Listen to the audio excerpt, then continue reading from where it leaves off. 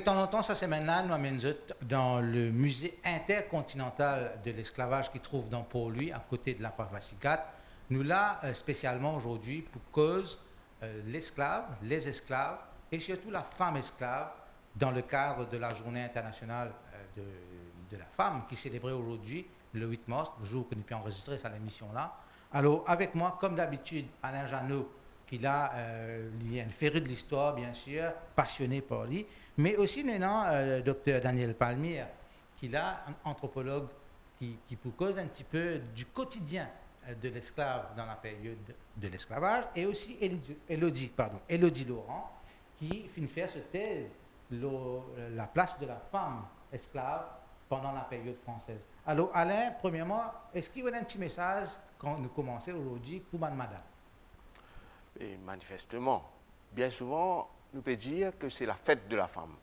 En fait, ce n'est pas la fête des femmes, là.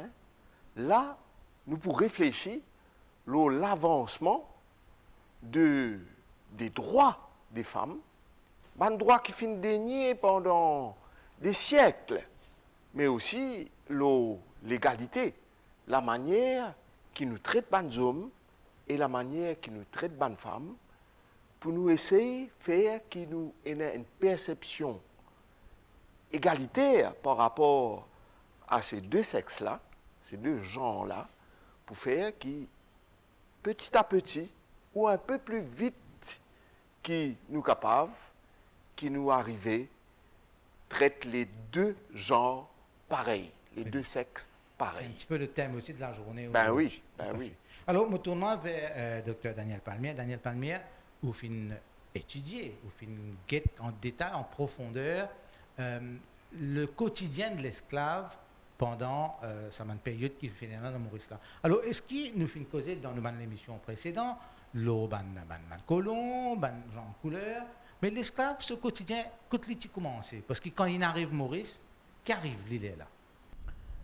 Disons que moi, l'approche, c'est plus une approche culturelle, anthropologique. C'est plus réfléchir aux manières que l'esclave, dans une situation de déshumanisation, parce que c'est ça le système esclavagiste, c'est un système à la fois colonial, à la fois patriarcal, à la fois déshumanisant, parce qu'il y déniait à un être humain le statut d'être humain.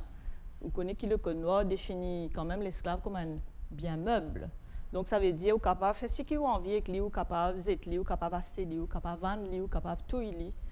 Donc, ce qui m'intéresse moi plus, c'est comment l'esclave, dans sa situation de déshumanisation, il réussit sortir là, il réussit à construire une identité pour lui survivre.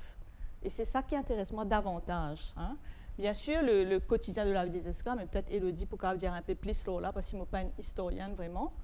Le quotidien de la vie de l'esclave, qui me vous dire, c'est un quotidien de brimade, quand vous soumis au code noir, que tout n'a aucun droit, qui vous met en fait possède où, il est capable de vendre où, acheter où, zette où, brille où, touille où, mutile où quand il y a envie. C'est quand même la vie que vous besoin développe que tout même une forme de résilience, une forme de courage pour être capable de survivre. Mais nous pensons, quand l'esclave arrive Maurice, déjà quand il finit de voyager dans l'endroit natal, il vient de Maurice, arrive un moment, il n'est plus dans l'identité lui-même. À l'intérieur de lui-même, il vient un petit vaisseau. Il ne faut pas croire du tout dans sa théorie-là. Parce que l'être humain, il transporte avec lui sur l'héritage. Il transporte dans son mémoire, parce que c'est une tradition orale. Man africain, man malgache, c'était plutôt la tradition orale qui se tient dans notre mémoire, qui dans notre l'école, qui dans notre façon qu'ils se type causer, notre histoire qu'ils se type transporte avec eux, et qui dans notre coutume religieuse, qui nous a encore une trace dans la culture maurice. Donc, je ne pas croire du tout que quand l'esclave est brimé par un maître, qu'il perdit totalement ce qu'il était, qu'il vient un vaisseau. Qui est un petit, comment on peut dire, vous pensez qu'il y a au contraire un travail qu'il fait avec ce héritage dans un nouveau contexte dans lequel il est plongé là, et qui peut remanier cette identité complètement, peut remettre en question complètement. Parce qu'il nous pense, par exemple, le langage qui va un esclave causé, Zodi, peut n'a aucune trace de ce langage-là dans la culture de bande descendants. Mais oui, mais c'est normal, parce que ce n'est pas dans un contexte que ce n'est pas cause de langue africaine ou malgache. Donc, je suis besoin d'adopter une certaine façon de parler qui est compréhensible dans un nouveau environnement. Parce que tout être humain, il fait ça, qui est adapté dans son environnement. Un enfant, quand il est né, il n'est pas cause aucun langage, il cause un langage qui sont parents causali, qui sont environnement causali. Donc, quand il survit dans un environnement, il est bien adapté et ou bien assez intelligent pour dire pour capable faire un traficotage avec le langage que tu peux posséder avant et le nouveau langage qui vous met à causer et comment on peut faire émerger en fait une nouvelle langue parce que c'est ça qui naît, c'est la langue créole, c'est une nouvelle langue qui naît de cette interaction-là. Donc, c'est plus quelque chose de créatif, on peut dire, et d'adaptatif dans un contexte qui est en fait très, très difficile pour survivre. Alors, avant de continuer, je me poser un dernier point pour situer la chose. Est-ce que tu as une hiérarchie, malgré que l'esclave a un statut, dans la société esclave? Vous connaissez la société esclavagiste, c'est la société coloniale, qui tient une société raciste, lui-même il impose une hiérarchie, n'est-ce pas? Où tu as blanc là-haut et noir en bas. Et avec le métissage, avec les interactions à la fois sociales, raciales et langagières, culturelles, il y a un nouveau groupe d'immunes, un nouveau type d'immunes qui peut émerger dans sa société-là. Et là, il y a un jeu de pouvoir parce qu'il est bien situé où dans l'échelle-là pour gagner un privilège. Donc, si on est un petit peu plus clair, ou pour jouer là pour gagner un privilège qui m'a dit plus clair, si on est un petit peu plus noir, on a pour mettre tout dans une place inférieure. Donc, c'est vrai qu'il y a une hiérarchisation qui finit créée, mais c'est surtout pour pouvoir survivre et pour pouvoir gagner un bénéfice de la société dans laquelle on peut vivre. D'accord. Alors, Elodie, nous vers où l'étude est faite, où la recherche est faite. Alors, déjà, avant de cause le rôle de la femme elle-même, mais le rôle de l'esclave dans la société de l'époque, c'était quoi? Le rôle de l'esclave, avant tout, il ne faut pas oublier que l'esclave, ça a un objet en fait qui servait pour qu'il y ait un colon seulement capable de faire profit. Donc, c'est eux qui pouvaient faire tout un travail pour un colon à l'époque. Donc, le rôle de l'esclave est bien diversifié dans le plus parce que c'est dans différents secteurs en fait, économiques. Il y a un esclave, par exemple, qui travaille pour le gouvernement même, qui se construit dans un bâtiment, pour un bâtiment de des outils, l'hôpital militaire. Maintenant, un esclave qui travaille pour la propriété privée, qui travaille dans différentes plantations, que ce soit hommes, femmes, même les enfants aussi. Donc, il est bien diversifié en fait, et dans différentes occupations qui sont attribuées à l'esclave. Mais aussi, nous allons dire que les esclaves, c'était, nous dire le corps de colonie, mais sans eux, parce qu'il faut capable, il y a pas pauvres qui y a à l'époque l'avancement économique ou même culturel. Alors, c'est un aspect que nous pas discuté avant, ces histoires qu'un esclave travaille pour le gouvernement là. Nous pas connais ça. Oui, ça nous sommes capables d'aborder, parce qu'il y a un aspect très important. Et même les temps, comme on dit, à raison d'un bateau, après la une période après 1813, ou même, vous connaissez à partir de 1813, un bateau, un négrier, ben, je ne suis pas capable de venir continuer ça la traite là. Il date même 1807, ça, qui en anglais, tu finis la traite, pas le droit de faire la traite. Mais à Maurice, tu n'as appliqué un petit peu après. Mais quand tu gagnes ça, man esclave là, je te viens, comment dire, prize Negroes là. Après, je ban prize Negroes, et là, je tiens le travail pour le gouvernement. Et diaou comme ça, travail pour le gouvernement là, ça veut dire, pratiquement, comme je suis esclave, même ça, je peux gagner un petit pécule et je peux faire autant de travail pour le gouvernement.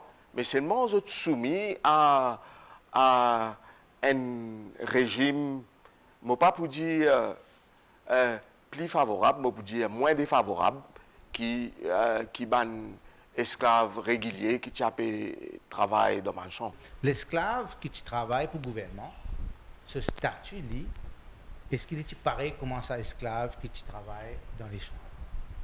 Non, je pense que c'est différent. Et je crois qu'il est capable de donner un peu plus d'informations là.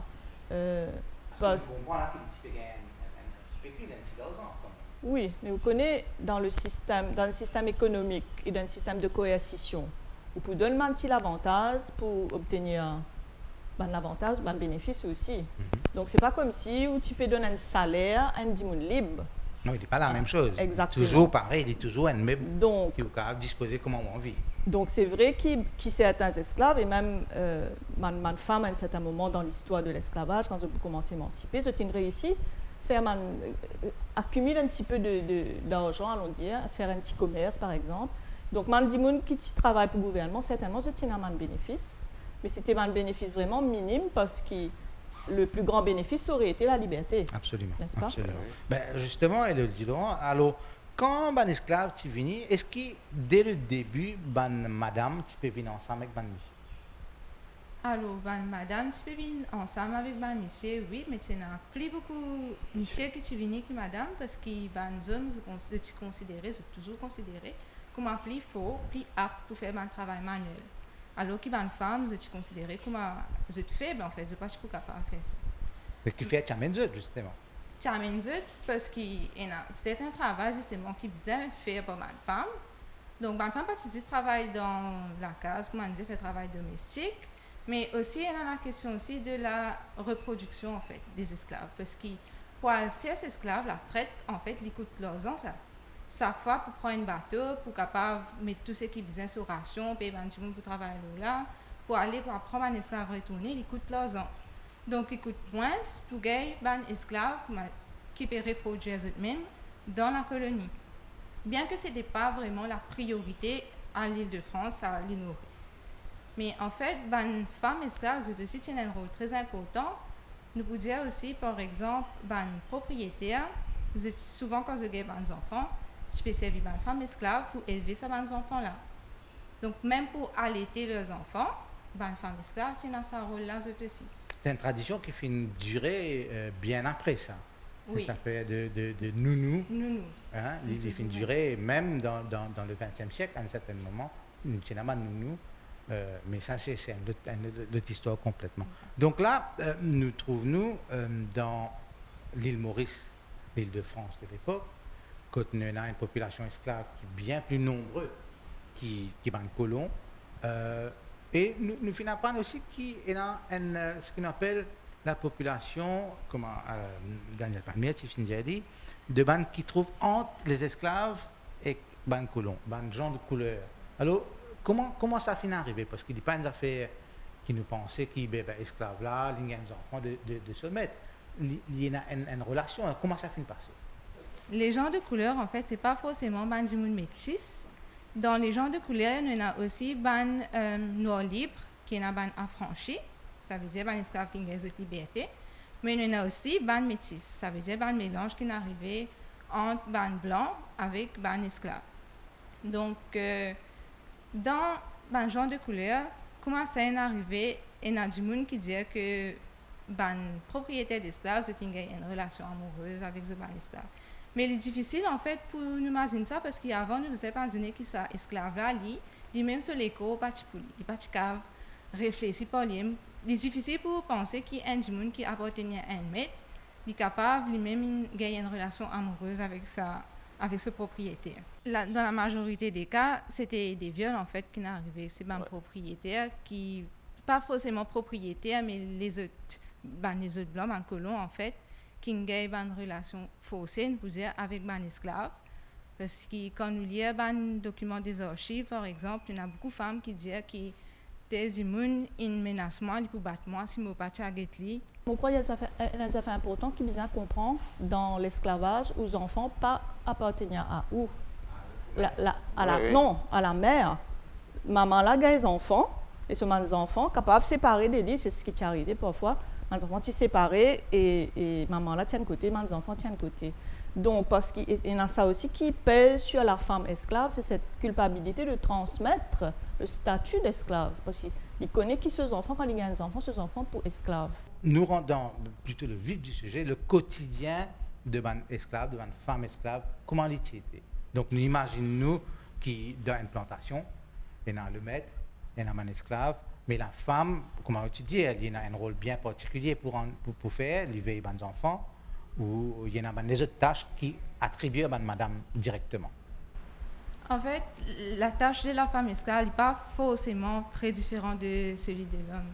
Parce qu'il y a tendance à penser qu'une femme fait un travail moins difficile qu'une homme, alors que ce n'est pas vraiment le cas.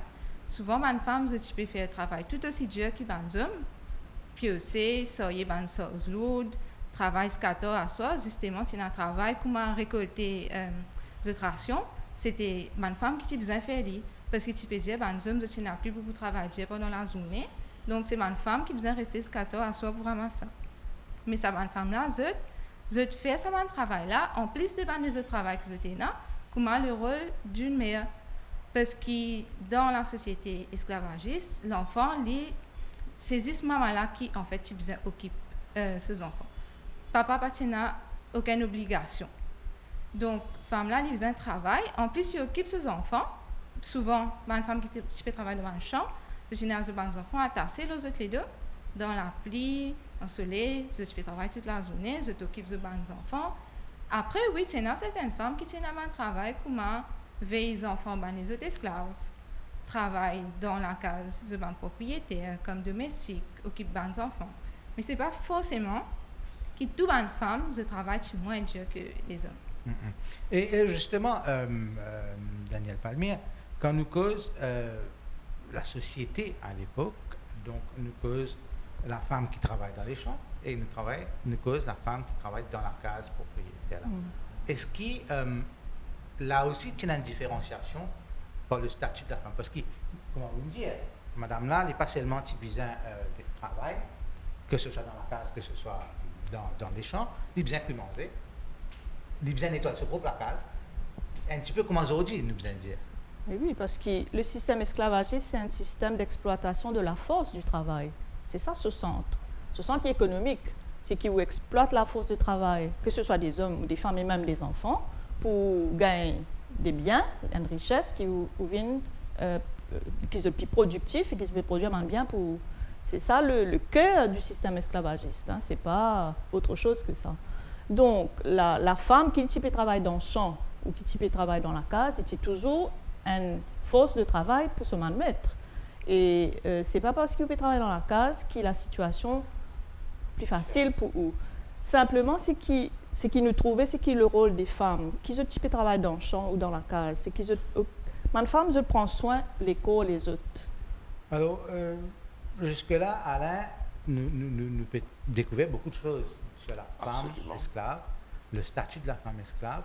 Mais nous allons plus loin, Élodie Laurent. Donc là, où tu causes justement de la procréation parmi les esclaves. Mais est-ce qu'il y a ce qu'on appelle mariage entre les esclaves, ou soit tu as une affaire bien plus, on peut dire libérale, mais plus ouverte dans cette sens-là? Alors, cette question-là, c'est très compliqué pour dire ça, là. Parce qu'avant tout, pour un esclave qui n'a pas marié en eux, tu faisais dans la cour des autres maîtres. Donc, après, il est très compliqué qui fait parce qu'il y a une femme esclave, comme je disais, je subis une violence de la part du propriétaire, de l'homme blanc, mais je aussi subi une violence de la part des hommes esclaves. Donc, je peux dire une violence sexuelle, physique, les hommes esclaves aussi, tu peux faire ça contre une femme en fait.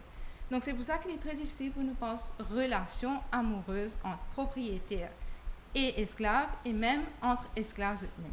Il ne faut pas dire qu'il n'y a aucune relation amoureuse entre les esclaves, non. Mais tout ça, en fait, c'est un mariage qui s'est passé, oui, mais il ne faut pas oublier que c'était un système d'oppression, d'exploitation, que les femmes-là, en fait, il n'y a pas vraiment contrôle sur la vie. Donc, pour dire que vous êtes mariés, que vous vivez une vie paisible, en fait, c'est très compliqué.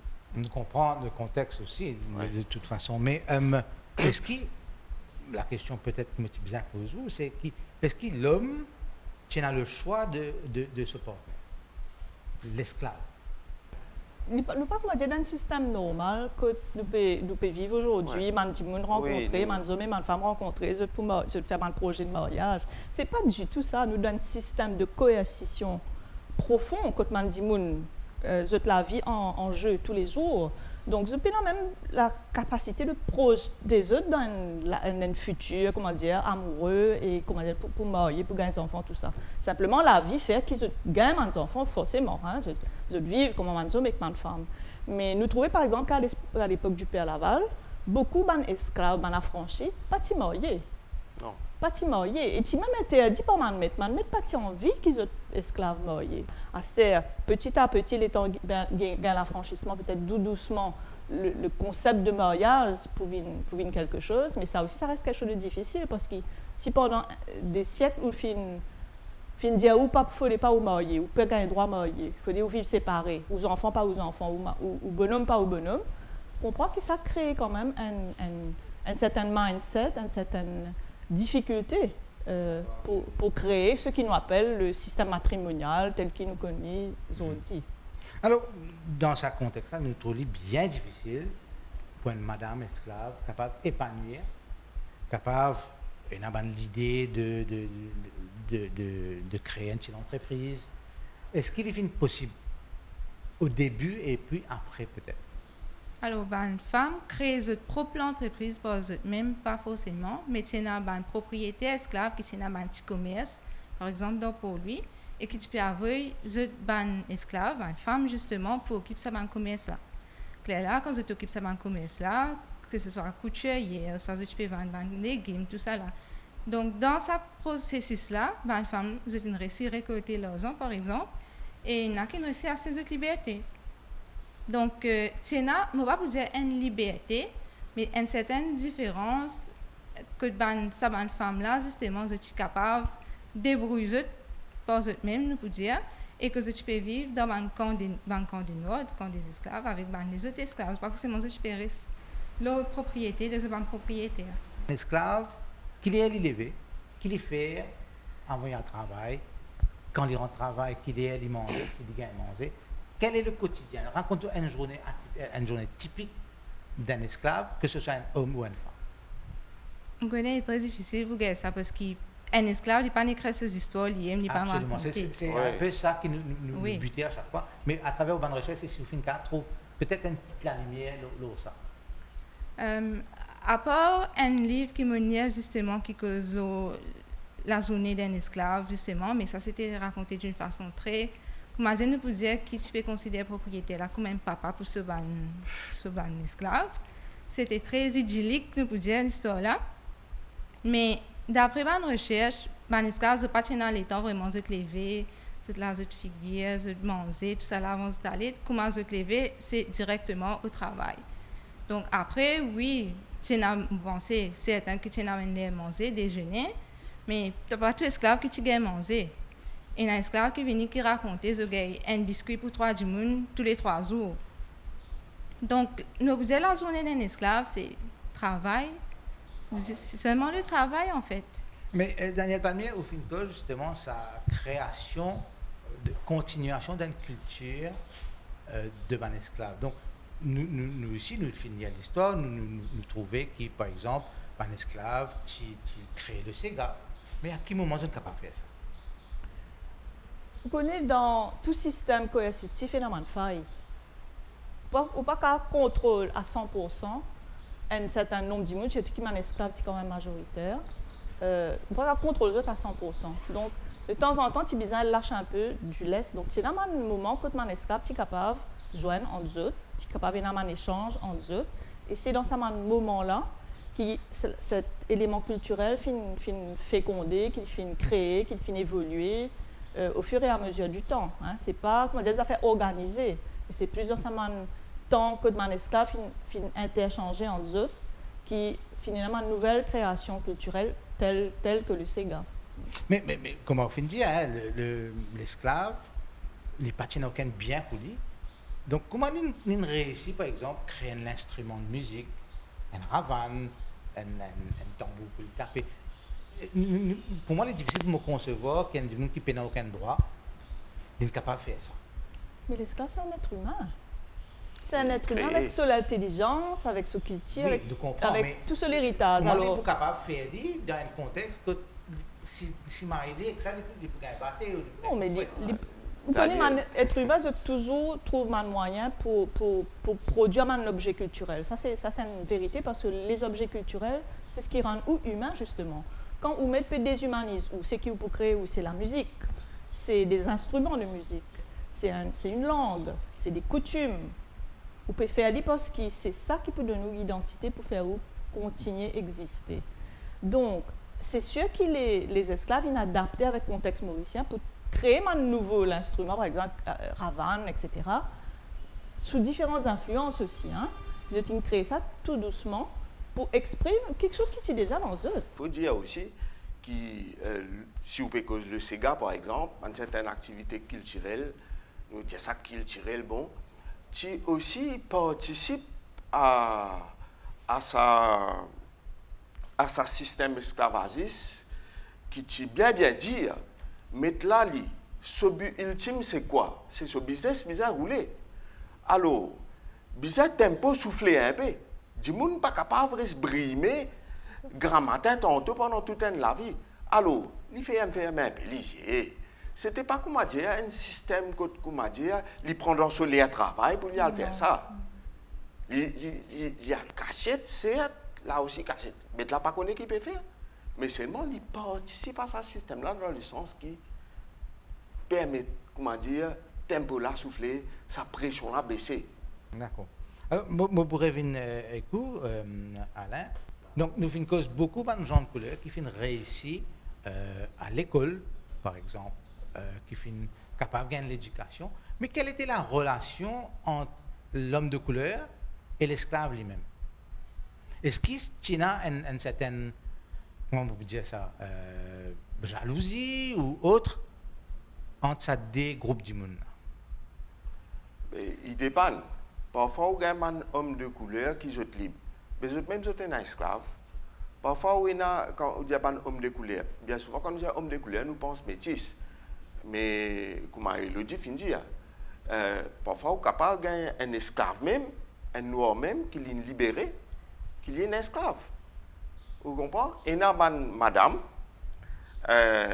qui finit affranchie pour des raisons diverses, capable parce que je suis un enfant, ça monsieur-là, il n'est capable pas de mettre, hein, il est capable un soldat, il est capable l'autre personne libre, et il a affranchi, il gagne une somme d'argent, mais il gagne aussi un esclave.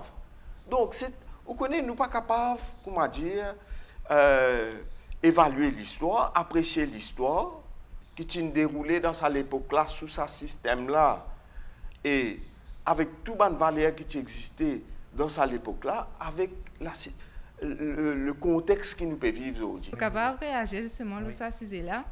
Donc, il y a beaucoup d'hommes dans ma colonie française à l'époque, et tu faisais amène une femme justement pour être capable de marier. Donc, quand nous avons une relation amoureuse, c'est pas comme dire, je décide pour marier. C'est juste que je suis bien marié, je suis bien reproduire à l'époque. Nous connaissons très peu de l'histoire, par exemple, de mon esclave. Donc, quand nous disons, on besoin comprendre cette situation-là. Donc, il y a un paradoxe quelque part. Oui, c'est sûr, parce qu'en plus, l'histoire, il est raconté dans un document qui est souvent écrit par un maître. Donc, on a déjà ce billet-là. Puis ensuite, on a un document peut-être qui nous besoin qu'on interpréter avec le temps, un historien qui a fait ce travail-là. Mais moi, ce qui me retenait de la femme esclave, c'est d'abord ce courage. Et deuxièmement, ce qui me retenait aussi, c'est que la femme esclave, il y a une passeuse culturelle. Parce que c'est lui qui est au centre un peu de sa transmission-là, parce que c'est lui qui est en contact avec son enfant. Donc c'est lui qui transmet un peu les coutumes, les affaires qui demandent bribe peut-être de sa culture qu'il est capable de. Et dans ce sens-là, moi, ce qui m'a envie de souligner, c'est plutôt la résilience, c'est plutôt la créativité de mon esclave.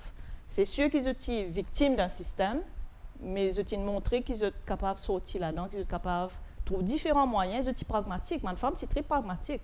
Ils sont capables de servir ce système-là, comment dire, pour quand même c'est affranchir les autres et affranchir mes enfants. Ouais, non seulement, si vous êtes capable d'accorder une minute, non seulement qu'ils peuvent transmettre aux autres enfants, moi, Mme Palmier, fin dire, mais aussi tu peux transmettre aux enfants du maître aussi. Oui. Hein?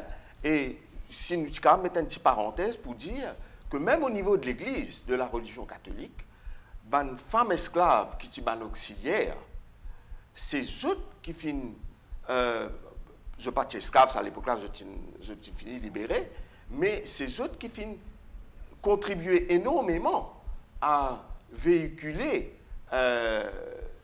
l'évangile, que ce soit pour leurs propres enfants, mais pour l'enfant, pour les maîtres et leurs enfants. Et le Laurent, le dernier mot, l'osa l'aspect.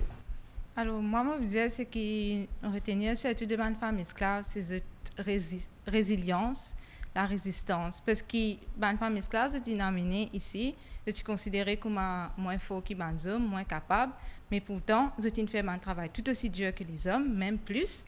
C'est des enfants qui peut-être le fruit de ma relation forcée, pas forcée, mais quand même, c'est élevé ces enfants-là.